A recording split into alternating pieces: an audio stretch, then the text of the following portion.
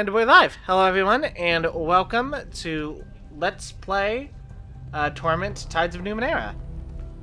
In the previous episode, we fell from the fucking sky. We took it like a champ, though, thankfully. And discovered that apparently there's like a god dude who keeps like making new bodies for himself, and we are the most recent of his bodies. And also somehow this clock is displaced in time. There's a lot of shit going on right now. So we need to fix... we need to fix a residence chamber because there's this weird eldritch horror parasite living in our brain. And we need to fix this thing called a residence chamber to get rid of it. These people can help us, but only if we investigate this clock that is currently unstuck from time.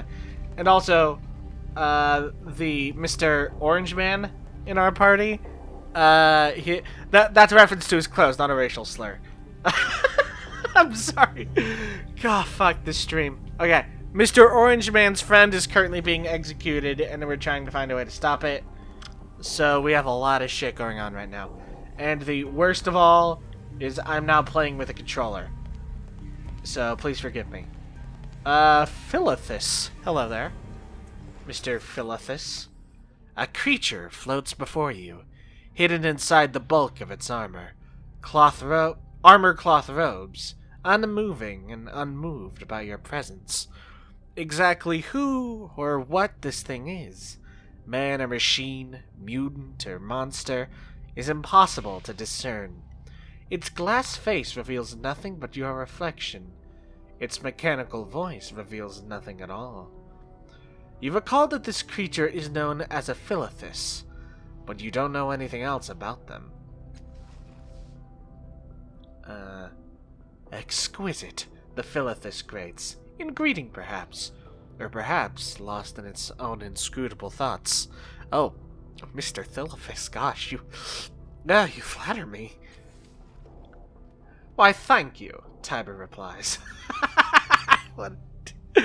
Oh, Tiber. I've had you in my party for 5 minutes and I love you. The Philithus does not acknowledge his quip, or even his existence, in any way. You are exquisite as well, good sir. You're breathtaking! You're all breathtaking! A sound like the grinding of drit-filled gears is that thing's only response.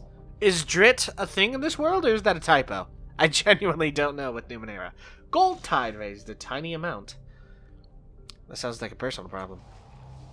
For a moment that stretches uncomfortably, you feel the cold scrutiny of the Philithus upon you. At last it speaks again. The sun cannot warm the vastness between the worlds. Cool. I'm gonna leave now? No. The Philithus's implacable glass gaze bores through your skin and sees more than others do, and it seems to be seeking something from you. Also, chat, absolutely feel free to type and stuff. By the way, yes, a reminder for people on YouTube, I am streaming this privately for my patrons, who may occasionally chime in on Twitch, or in chat. We're not on Twitch. Don't try and find us, please. But I may occasionally refer to chat. Those are my lovely patrons, and if you want to join those patrons, it's just $5 a month on my Patreon, plus a bunch of other cool rewards, full link in the description. So tell me about yourself, Mr. Philithus. Mr. Handsome Devil. Oh. I do not have that many points of persuasion. Let's see. Elocutioner? What is that?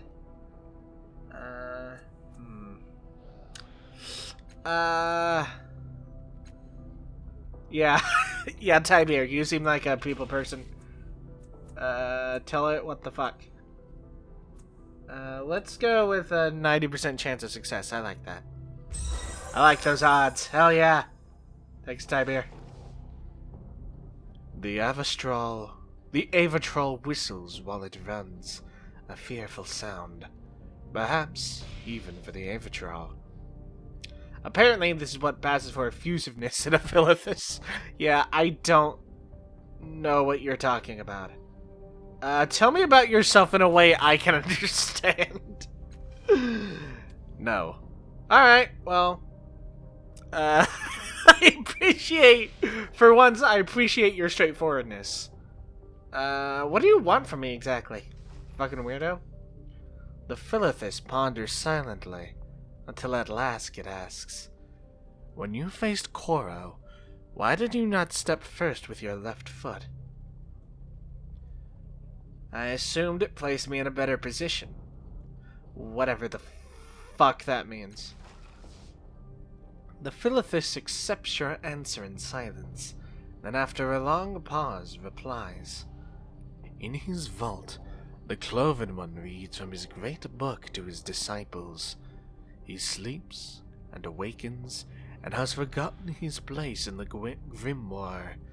He begins anew. The book is a part of him. He has no legs and takes no steps. It is his own self from which he reads. It is his own self that is incomplete. It is his own self that binds him in the vault of his own mind. Cool. Allegaron steps toward the Philithus. You speak of... Oh god, these fucking names. Dinanut. You speak of Dinanut, the one who sits in the waters between the worlds? You've seen him? The Philithus whirs and rumbles, then lowers its head, perhaps in negation, perhaps in acknowledgement. Allegaron growls in frustration. Show more. Tell me more, tell me more!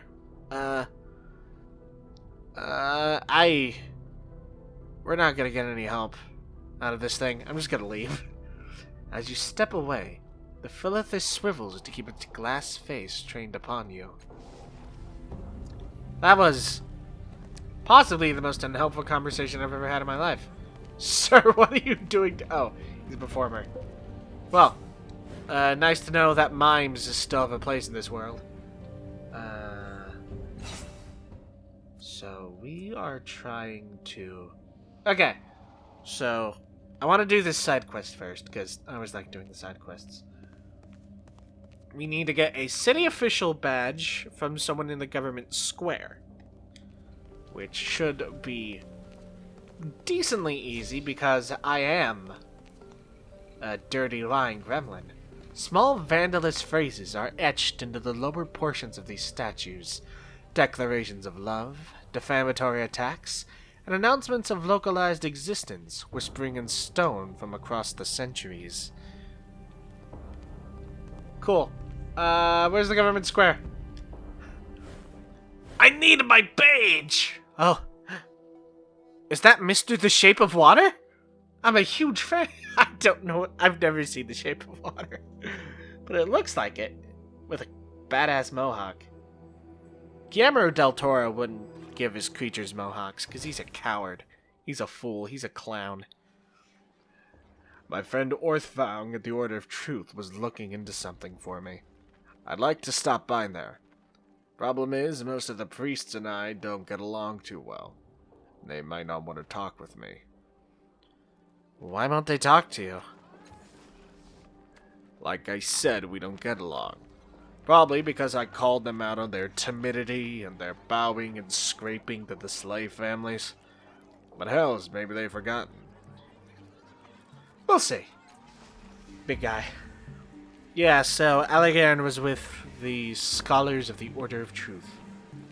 Sangolin, my guy, buddy old pal, friend of mine. Hey. Hey! A tall, thin, and exquisitely dressed older man stands in the shade of an exquisitely crafted stall. Exquisite is the word I'd use. The cut, color, and quality of his clothes are a symphony of harmonious coordination, while the expression of benevolent condescension he gives you would be more at home on the face of a king. What does this guy sound like? He's very clearly a big ol' asshole. So, but I would give Tiber my pompous voice. Whatever. Good afternoon, he says, bowing slightly. I'm Sangolin, and this is my stall. Sangolin's Fittings. Welcome. How may I be of service? What do you sell here? Weed, the finest in the city. I sell the finest city wear for discerning men and women. Non-binary people can get fucked there, as well as quality armor for those traveling to less civilized locales. Man, even in the year 9 billion 2020, non-binary people still get discriminated against. Shit sucks, man. He clears his throat and directs your attention to a well-dressed mannequin wearing the badge of a city official. Also, it is our honor to have been chosen to provide the city of Sage's Cliffs with the official badges worn by all properly credentialed city employees. You may trust in their trust in us.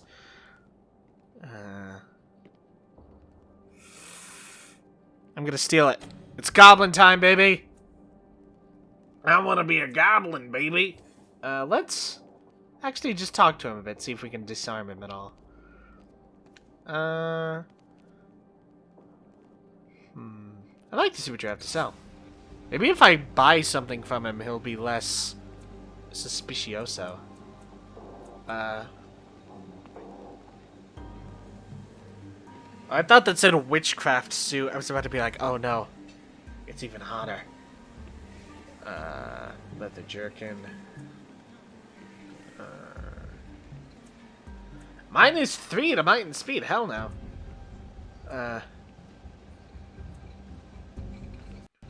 Ooh, nice. Can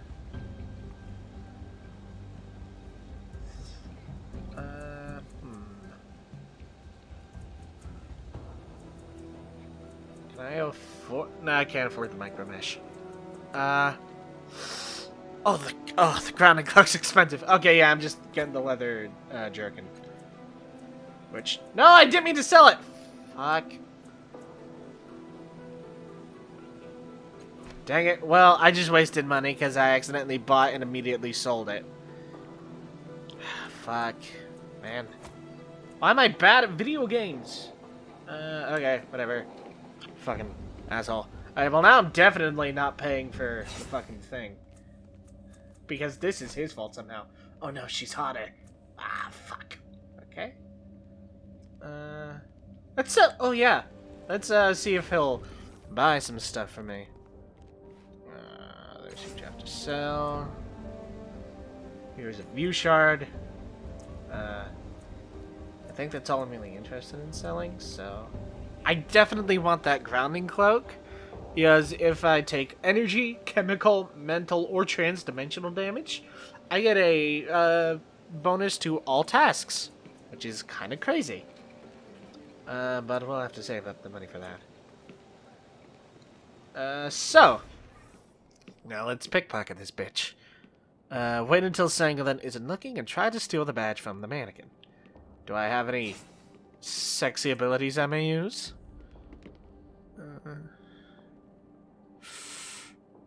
Ooh. Yes. Wait, let me... Well, let me select. I'm pressing the select button.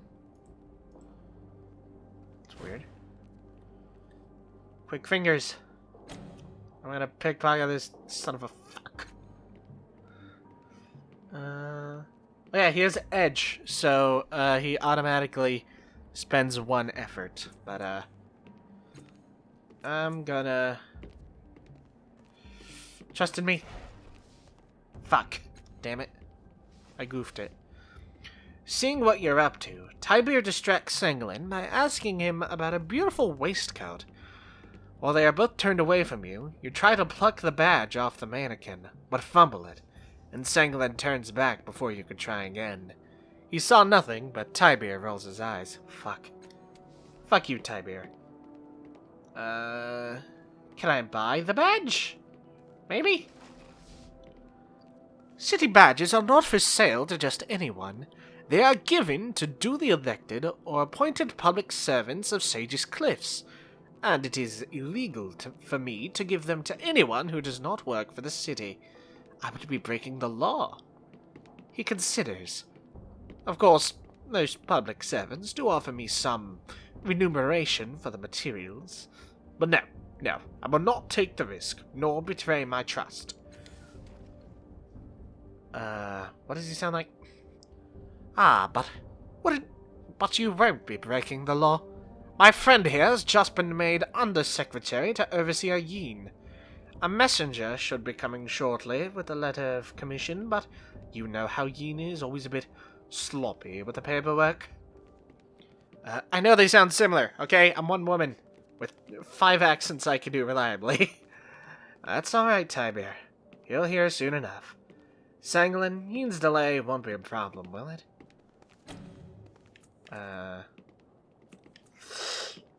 Let me use my fucking powers. Let me...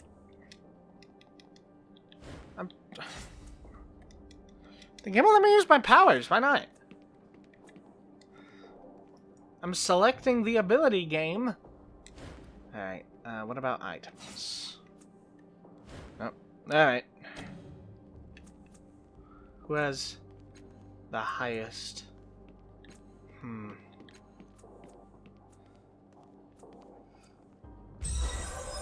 Ah! And I only got it out of a 70%. Kick-ass. Of course not, madam. I know too well the slowness of this city bureaucracy. I'll wrap up a badge for you right now. He smiles.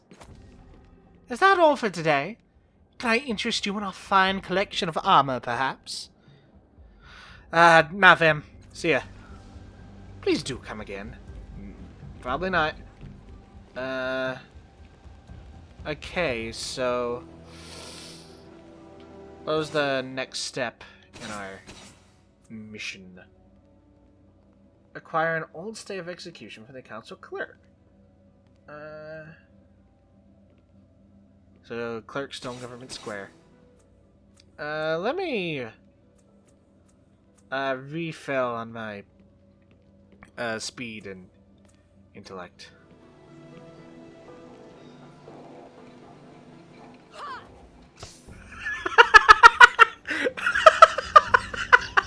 Imagine just walking down the street and you're like, what a beautiful day in our town, and this lady just fucking stabs herself. Like, man, this is a Wendy's. So I'm looking for some sort of clerk. Hello? Mr. Clerk Boy? Mr. Clerk Boy? Bring me a clerk. You're not the clerk. Ah, there you are. Hey, Mr. Clerk. You are very clearly not in the middle of anything. Behind a lectern, a four-eyed, hairless mutant processes paper with balletic grace. He's endlessly snapping the elegant fingers of his left hand. By the way, there are aliens in this game. Clearly.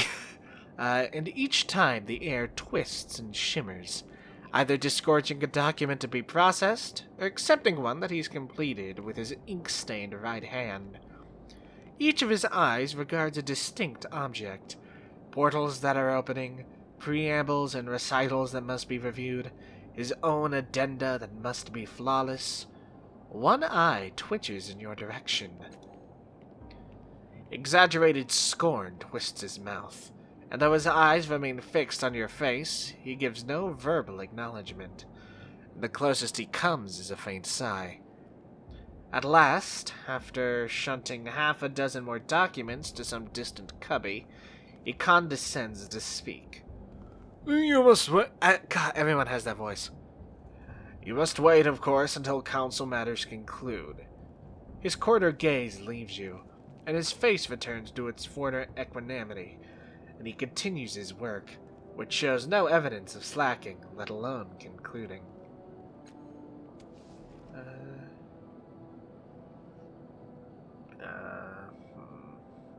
A moment's courtesy will cost you nothing, but any more rudeness will cost you dearly.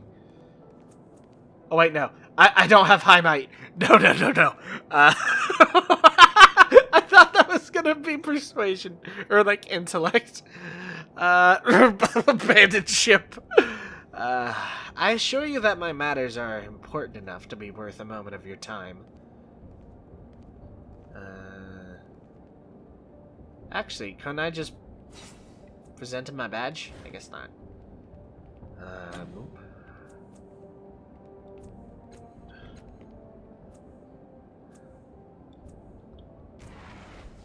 Fuck. Damn it, Tiberius! The clerk turns an eye in your direction, though he doesn't slow the endless shuffling of paperwork. If I stumbled across you in some ancient ruin, skulking about and tracing strange glyphs, I would not howl a greeting and tell you which tomb to raid. So perhaps you might extend me the same measure of courtesy within my avocation as I would give you within yours.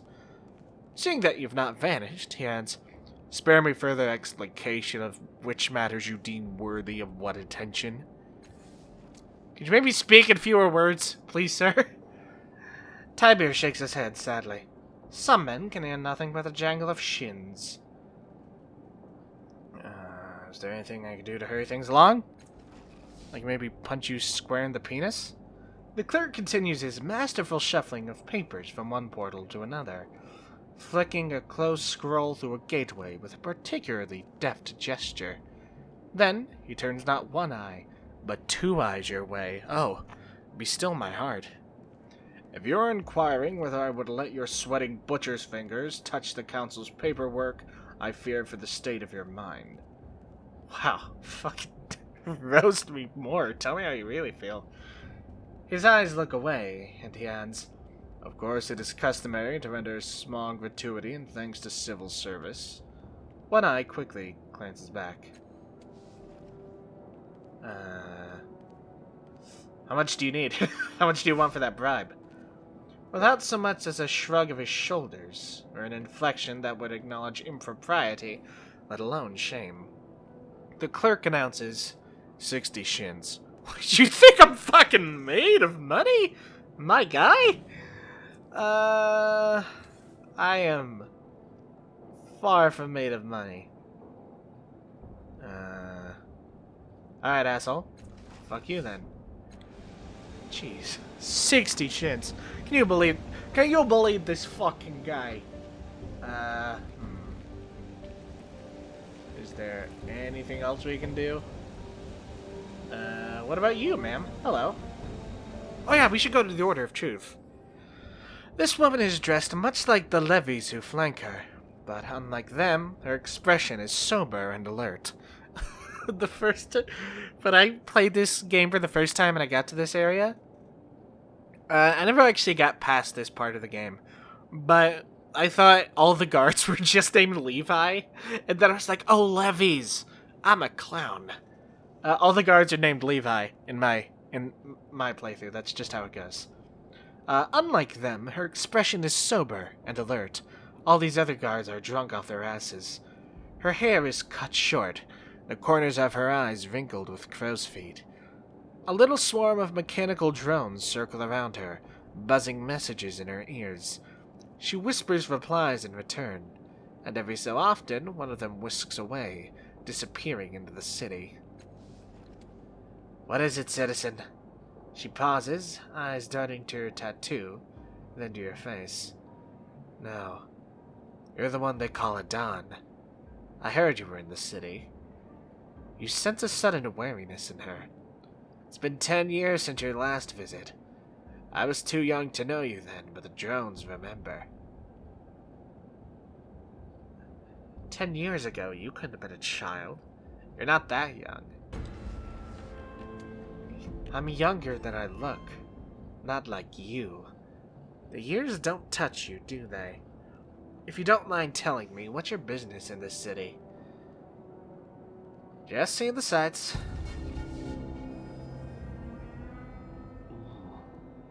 Why do my tides keep raising? What do those mean? I need to refresh myself on what the tides mean. A falling star, for example? Did you arrive too late to see it, or did you land on our shores at precisely the same moment? Her tone is casual, but she watches you intensely. Another drone swoops past you, stopping just short of the woman's head. It unleashes a series of raspy buzzes and squawks. She whispers something to it, then glances back in your direction. What was it you wanted? Who are you, ma'am? Sigan, captain of levies. I'm not a levy myself, but I command them. What are levies? She gestures at the two burly, smiling men to her left and right. They look like identical twins. Soldiers in the council service. They keep order in the city. Her lips purse briefly, but she continues. Every citizen is required to raise a levy for the city's defense. The price is a year of their lives. Wow, that's kind of fucked up. Wait, so they're just... every family... Wait, hold on. How are levies raised? Yeah, because I'm intrigued immediately. Anyone who lives in the city can become a citizen at 16 years of age, or the equivalent if they're not human. There's only one requirement. They step into a machine at the Order of Truth, and it takes away a year of the citizen's life. It uses that year to create a levy. She lowers her voice, seemingly for the benefit of the levy standing beside her. That 1 year is all the levy gets. When it's over, they die. That's a lot more fucked up than I thought it was. I thought they were literally just like, hey, we have just a room full of babies. We need you to raise them to be soldiers. That's fucked up. Damn. So, from that description, no one benefits from it. The levies don't, the city doesn't, the citizens don't. That's capitalism, baby. The levies seem awfully happy with this arrangement. A smile and a pleasant demeanor could have 100 explanations, yet this whole city is fooled by them. She shakes her head.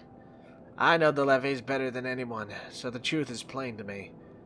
Though I'd be lying if I claimed to truly understand them. Do your levies keep every district safe? No, she frowns. Underbelly lives under its own laws. Cliff's Edge lives under no laws at all. If the levies don't keep order in Underbelly, then who does? A man called Folsom. Her expression is unreadable. I don't know anything about him. I don't know anything about his rippling muscles and giant hands. Why did you send any levies to Cliff's Edge? A lot of homes have been collapsing, and the city hasn't been able to help. Her tone is cautiously neutral. The council believes that the presence of levies could incite them to violence. I have other questions about this, other than this depressing topic. What were you saying to those drones? They carry my orders to levies all over the city, and they bring reports from the levies back to me. She reaches out a hand, and one of the drones buzzes something unintelligible. A few years ago, the Aeon priests found them buried underground and brought them back to life. I learned their language, so our conversations are safe from prying ears. That's cool. What's in the building behind you? She frowns.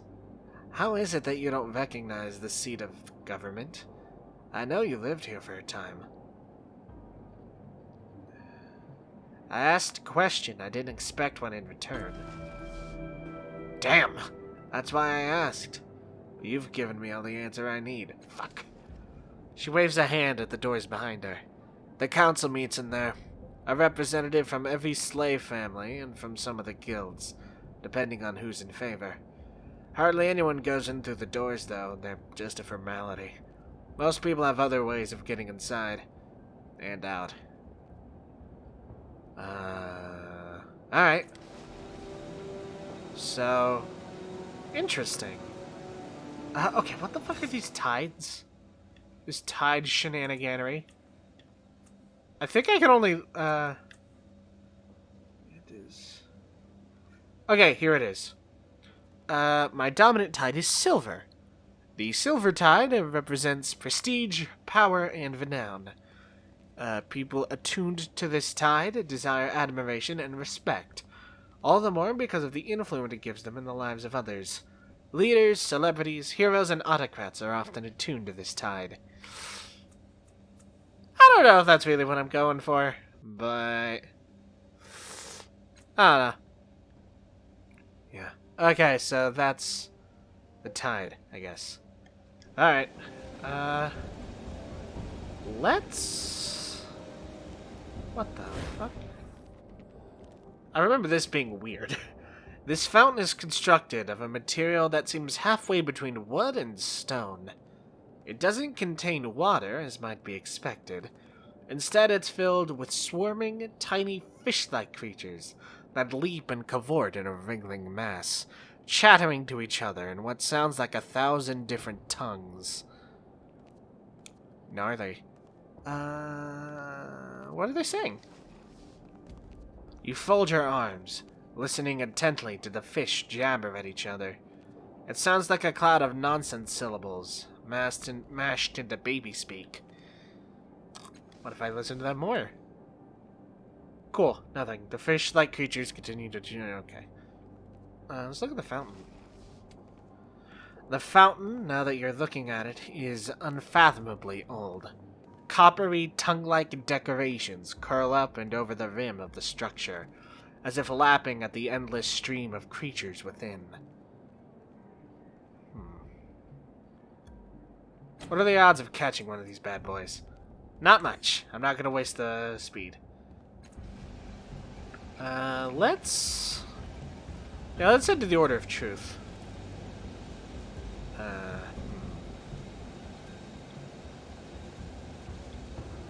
Is there a map? Oh, there is a map! Cool. Council Tower. There, okay. We're right in front of the building. The Order of Truth. Ooh, that's cool. Look at that Eye of Sauron back there. Hey, nerds. Oh, cool. Who'd you want to talk to, Allegan? Allegan, who'd you want to talk to? Please stop running around. Please, I beg you. No! What? Why am I talking to this guy? Why am I... Okay, well, I guess this is happening now. You recognize one of the parties in this one-sided argument. Kuro, the Star Seeker you met in the reef. He studies his boots, silent and miserable. The other is a tall woman in finely cut robes, regarding the man with arch disdain. When I told you to retrieve the falling star, I wonder if you heard return to me with empty hands and excuses. She sighs. I no longer need your services, Koro. Collect your things and go. What?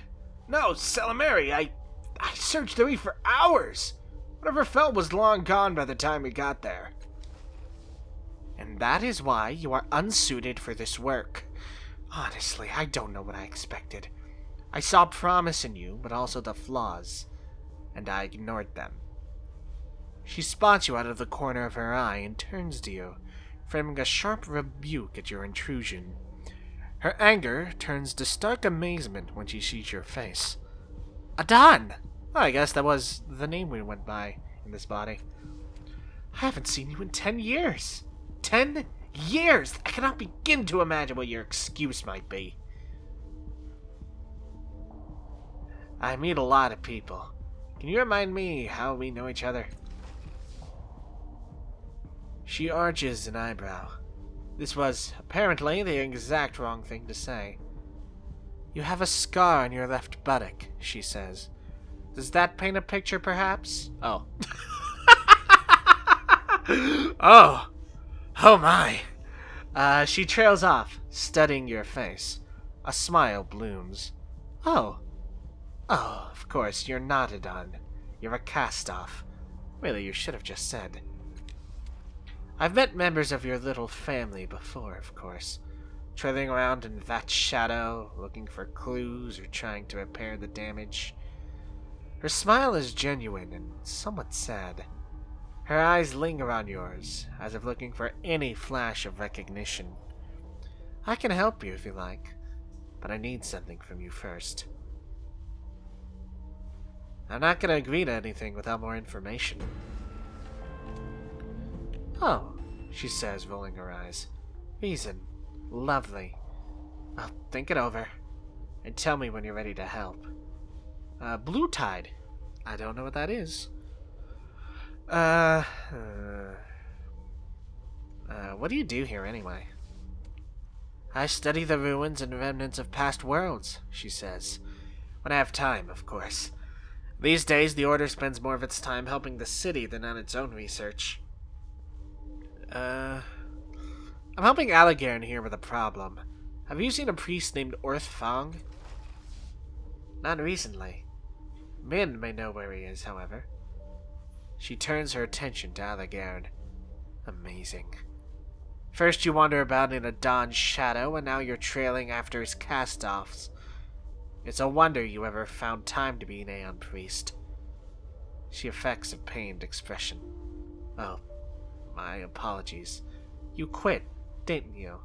I keep forgetting. I'm surprised you even know what an Aeon priest is. The Order of Truth is supposed to share knowledge. You hide it. And with good reason. Let's talk about that favor you want. Of course.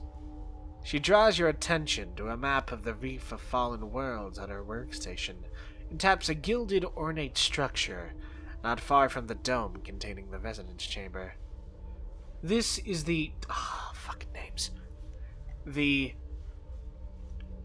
Anechoic? This is the Anechoic Lazaret. It has been hopelessly sealed since the dawn of the Ninth World. Until I managed it in a week or two. It was quite simple once you figured out the trick. I've been slipping in and out at nights, investigating the technology within, taking notes. Then more recently, I discovered that the structure was sealed again. Remain silent. I believe someone tramped inside with no regard for the dangers and managed to trigger a failsafe that resealed the structure. She flicks a strand of hair from her eyes. I need someone to reopen the lazaret and handle whatever nonsense the trespassers have stirred up in their wake. Why me? Can't you handle this yourself? Damn.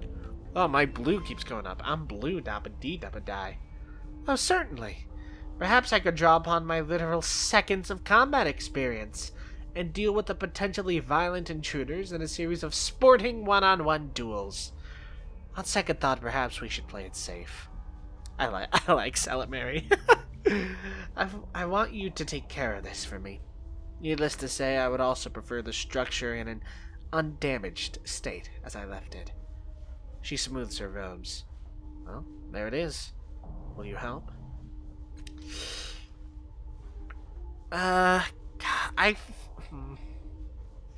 Let's say yes. We don't have to get to it, but I'm still not sure if I want to throw my lot in with these guys or the cult. Sure. I'll help. Excellent, she says briskly, but relief flashes across her face. She hands you a metallic stalk with flower-like ridges along its length and a mechanical eye at one end. What is this?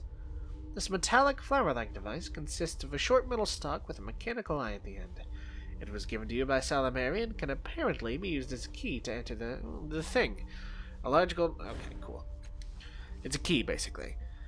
This, as you likely know, is the eye of a Malux, and how I originally accessed the structure. The fact that the lazaret recognizes this organ as an authorized user implies its builders were machine intelligences, maybe a machine civilization from before the dawn of the New World. She smiles, brushing off her hands. Oh, on your way. Do watch your step in the reef. It can be quite dangerous. Please, Salamary, Koro says, edging beside you. Give me another chance. I can handle this. Say nothing. She says, looking between the two of you. Salamary considers you both, then sorts through her work table, picking up a metallic eye. You're welcome to try, Koro, she says, She hands the eye over, but holds onto it when he tries to take it. This is your last chance. If you come back empty-handed, you had better be dead as well. Trembling, Coro pockets the eye and leaves, eyes downcast. Damn, this lady's hardcore. Well, I'm certain we're not going to have any sort of beef with him. He's going to fail, of course. It's what he does best. Damn, lady.